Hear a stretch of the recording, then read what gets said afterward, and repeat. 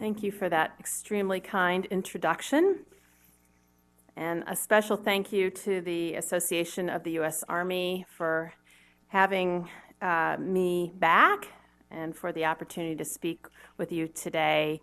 It is definitely inspiring to stand up here behind the great General Sullivan and General Carter Ham and have an opportunity to talk to you a little bit about some of the work that we are doing. I also want to give a big thanks to the Peacekeeping and Stability Operations Institute and specifically to Greg DeWitt. It's not so new director anymore, but we work very, very closely with PKSOI. I don't know what we would do without them. They are an incredible asset in this space, both on the peace operations side and on the stability operations side, and we very much value their partnership and what they contribute to this field.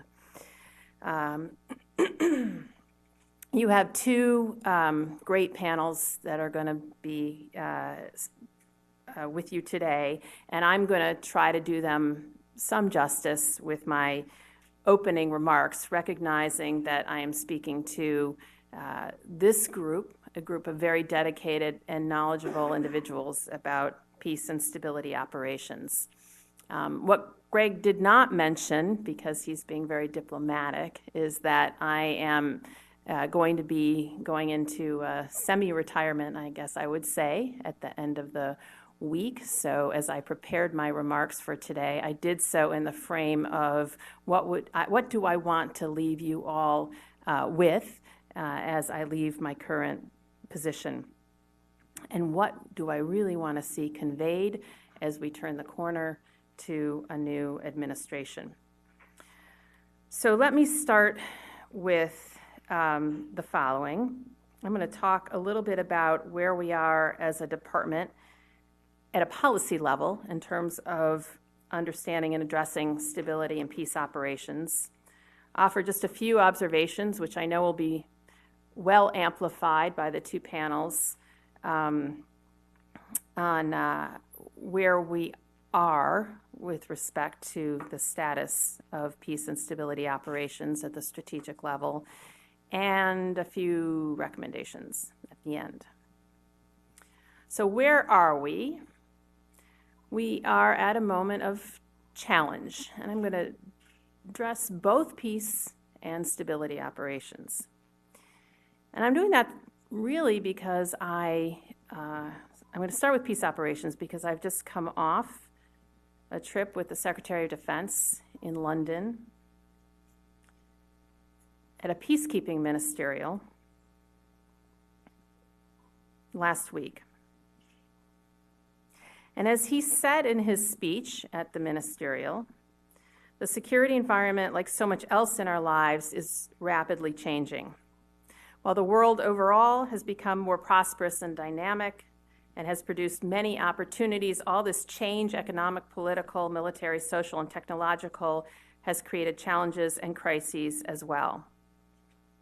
And he reminded in the front end of his speech where the Defense Department is focused, which I will repeat for you here, these 5 major evolving challenges. Taking a strong and balanced approach to deterring Russian aggression while leaving the door open to working with Russia where our interests align. Building a principled and inclusive security network in the Asia-Pacific region. Strengthening our deterrent and defense forces in the face of North Korea's provocations. Checking Iranian aggression in the Gulf. And continuing to counter and defeat terrorism, in particular, accelerating the defeat of ISIL. So as Secretary Carter noted, the challenge posed by ISIL demonstrates well how local insurrections can grow into global threats.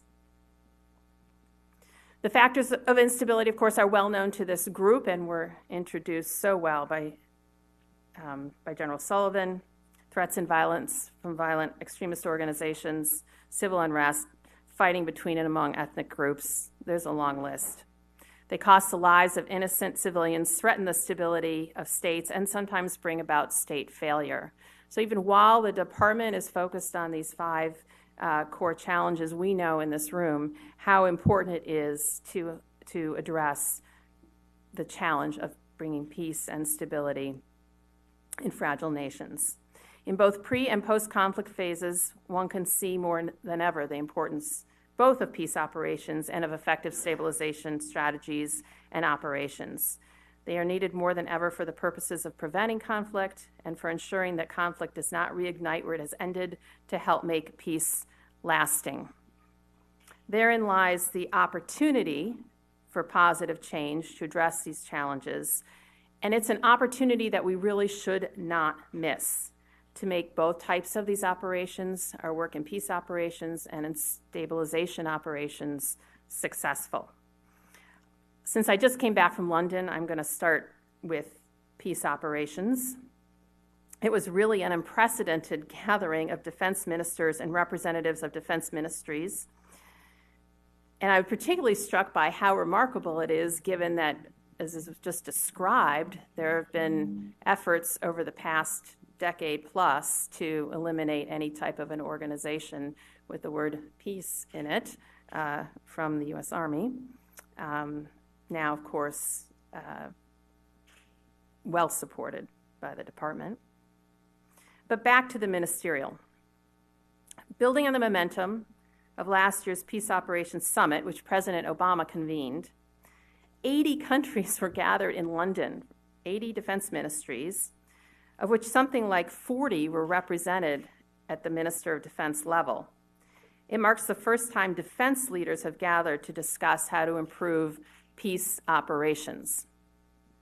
Surpassing expectations, 27 countries pledged new contributions to UN peace operations, additional to those who had pledged at last year's UN Leaders Summit.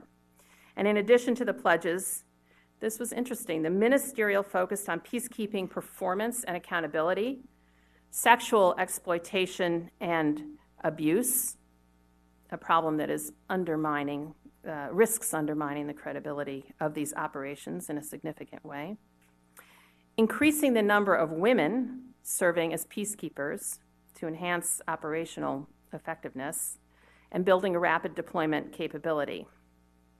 And then demonstrating the commitment to strengthening these operations, there were announcements of follow-on meetings. So the French are going to host a high-level meeting at the end of October to address operations in Francophone Africa, and the Canadian Minister of Defense committed to host a high-level meeting in 2017.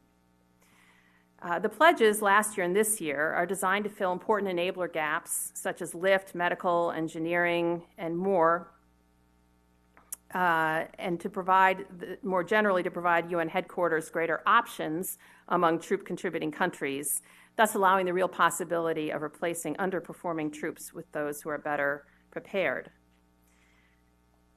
The Department of Defense is contributing more to peacekeeping as well, drawing on our high-quality officers, our expertise developed over the last 15 years of conflict, our strategic lift, our logistics, our technology refined for use in austere environments, and you will hear more about that later today at on the peacekeeping panel.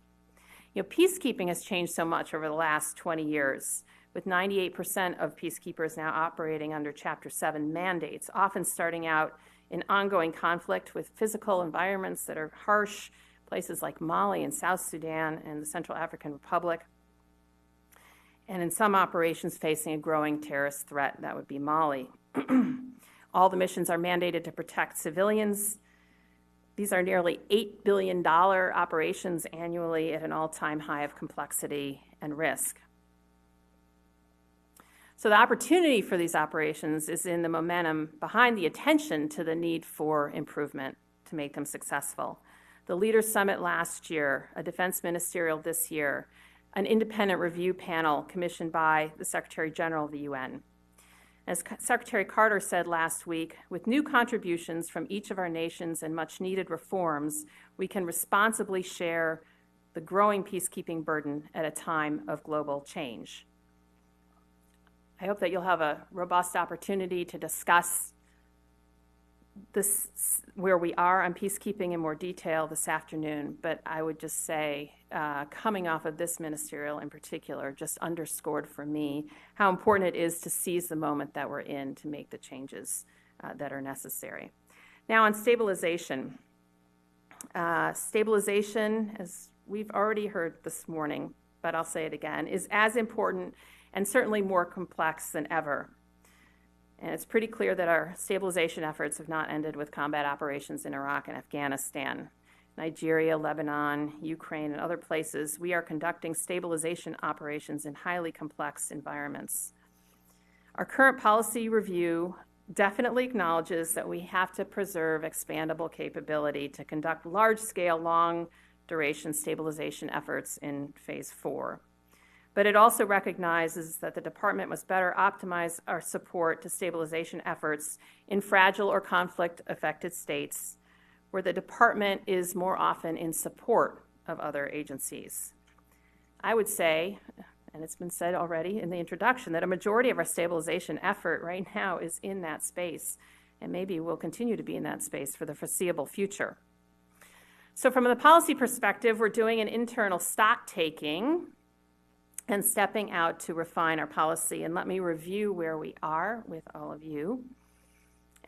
We've learned a lot from our 15 years of experience in Iraq and in Afghanistan, but we've got to translate those lessons into our operations, our complex operations, our small footprint operations in places like those that I've mentioned, and in Syria and Iraq. And since I'm leaving, I can say this, we are at serious risk of making the same mistakes all over again. I think we have to be honest about our collective stabilization hangover that has created a reluctance to say the word in some places, the lack of a real interagency focus for steady state planning around stabilization, some of the authorities that we had in place that are gone. And if you walk around the department, you would hear from folks that we're just not going to, the Department of Defense is just not going to be involved in these operations anymore. Nothing, of course, could be further from the truth because we are involved with them as we speak. It is just that stability operations have become so synonymous with Iraq and Afghanistan that we risk taking our eye off the ball on what we're doing today.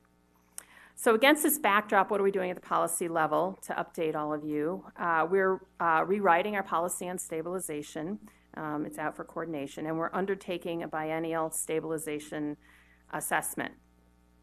On the policy, we are infusing, it's in draft, but we are infusing the policy with new concepts that emphasize what we call defense support to stabilization. And that's an approach that synchronizes defense activities to enable, support, or reinforce civilian stabilization efforts in designated fragile and conflict-affected areas outside the United States. The policy will retain the concepts that it carries forward with it, defense stabilization and transition when we're in the lead, but we are seeking to integrate this new concept, which we think will better take into account where we are today and where we need to be in the future. Our biennial assessment has 3 components, and we have some folks here today who are helping us on the biennial assessment, so thank you. The Army's doing an assessment of joint proponency. Can it effectively execute its assigned tasks? Our combatant commands are looking at stabilization challenges and whether the department is providing the resources, talent, and processes necessary to support combatant command requirements. And we're also taking a very close examination of DoD's roles and responsibilities and what should be the core stabilization tasks, tertiary tasks, and tasks to be eliminated. And we have some helpful support from RAND on that front. The recommendations out of the study should address responsibilities of the joint proponent, potential DOT-MLPF changes to fulfill joint proponent requirements, and departmental solutions for enhancing joint interagency, intergovernmental, and multinational collaboration and oversight. So we too are at an inflection point, and we think we're at a very important place. I think the study that's come out this morning, as it was announced, will also help to influence the work that we're doing internal to the department. So a couple of observations, if I might. Fragile states and transregional threats make our partnerships imperative. I think this is common both to peace operations and to stability operations. Fragile states and regions have critical impacts on our national security interests. And we will only effectively address these challenges in partnership, international, interagency, and, as has already been mentioned, non-governmental. There is an opportunity now to think about these partnerships in more creative ways. We have lots of individuals who are extremely experienced, who have been through the arc of operations that can inform how we can be more creative going forward. And the department really needs to continue to ask, how can we best support our partners, our foreign military partners, our interagency partners, other international non-governmental organization partners? The second observation is on budgetary and resource constraints, which really require a special focus in the way that we play, the way that we support peace and stabilization efforts. And by we, I mean the Department of Defense. We have to be, as a government, strategic and selective, of course, in where we apply our resources and how we do it. And that is even more so for the department. I would like to put out there that I think it might be somewhat of a false narrative that given resource constraints, we have to make choices, an either or, a choice in favor of the kinetic or the readiness or the major challenges that I spoke about, or stabilization. We need both. And if we are to succeed in today's complex environments, we don't want to see more headlines, as we saw in the New York Times last spring that read, "Battle gains, no stability." And I think there is a way forward on both of these fronts. Now, finally, a few recommendations, which I'll make from a policy perspective going forward. There are a number of areas that are being worked that are maybe more service-specific or more department-specific from the Army's point of view, like training and education, which remains so vitally important, exercising. But I'd like to just mention 3 points that speak perhaps more, most directly to my current position. One is organizing the U.S. government effectively for peace and stabilization efforts. The second is DoD's roles and responsibilities. And the third is the funding and authorities question for these operations. On organization, if we want to succeed as a government in stabilization operations, we need to be organized well. It's messy, it's complex, and organizing in Washington in particular remains an uphill battle. I've seen this over the past 2.5 years.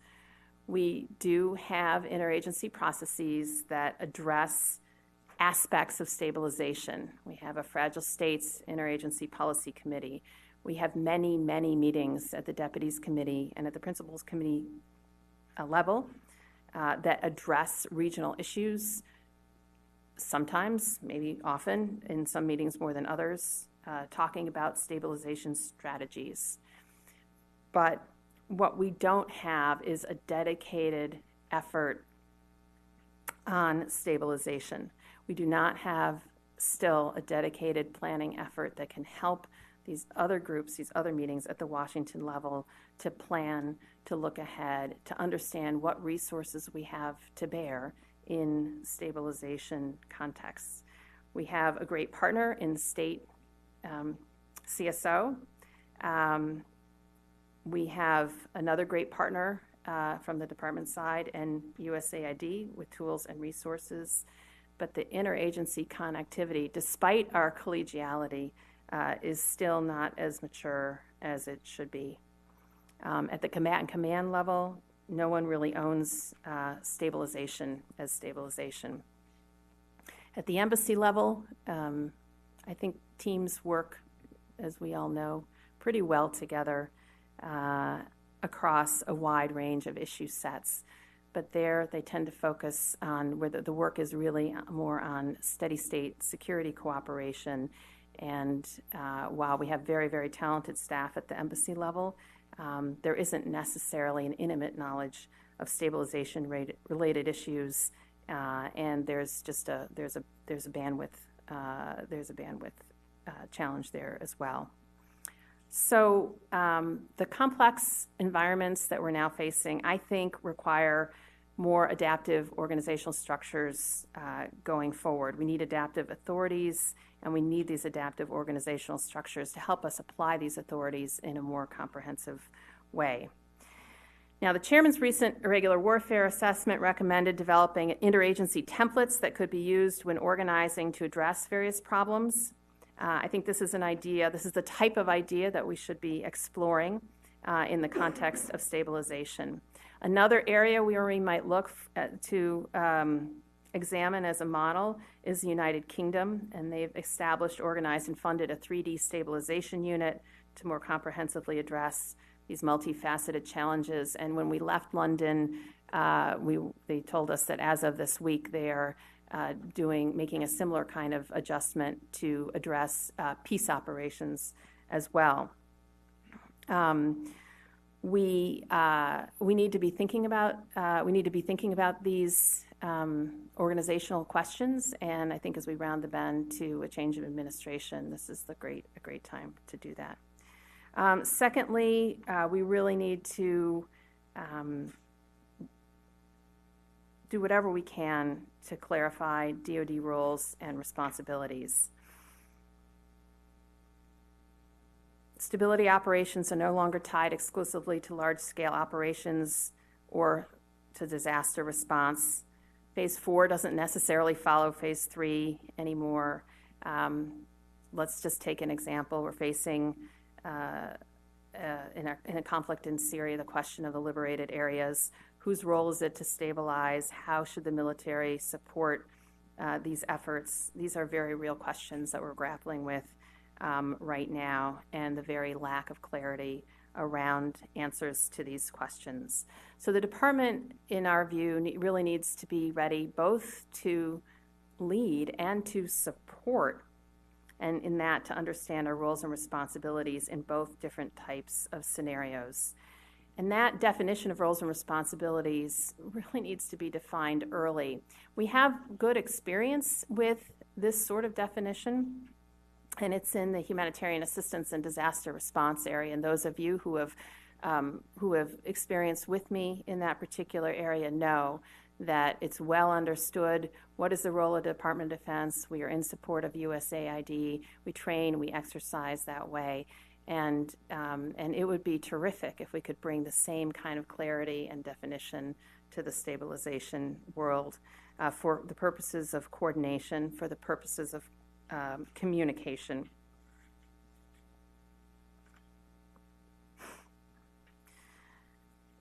And then finally, an area, again, drawing on my own experience from humanitarian assistance and disaster response that really deserves focus, is defining the desired end state from the beginning. Through hard work and trial and error, we have made a lot of headway in the disaster response area, and I think this is it's a lesson that's been well articulated in this community for stabilization activities out of Iraq and Afghanistan. I just think it really bears repeating. And then finally, I think even where the department may not necessarily be in the lead, we absolutely have a responsibility to share within the interagency our views, our expertise, our capabilities to plan liberally and often, even where those are unsolicited. It may not be our lead, but if we have something to bring to the table, we really need to bring it to the table. And then finally, the funding and authorities question, which remains a perennial challenge for the department, particularly in the area of stability operations or stabilization, the question of whether we need a standalone authority, one that would require congressional approval. And I don't have a particular answer for you on this topic, but it is one that we are looking at on a regular basis. And if we could develop such an authority in cooperation and coordination with our USAID and State Department partners, I think it would be an added buttress to synchronizing our organization's efforts in the event of crises, in the event of our need to respond quickly to those crises. In the meantime, we'll do what we can to creatively cobble together the disparate resources and authorities that we have as best we can. Those are 3 ideas. There are many more. And I know that even though I'm leaving my position at the end of the week, I hope that I will have the opportunity after today to continue to work with all of you on this important set of efforts, really important set of efforts going forward. It's been an honor to serve and work with you over the past 2.5 years, and I urge all of you in this room to continue the important work in these areas, even when it seems that our institutions may be mostly looking elsewhere. I think this work does pay dividends, whether in stemming the spread of violence, maintaining a hard-won peace, or what we all strive for, preventing conflict from erupting altogether. So thank you very much.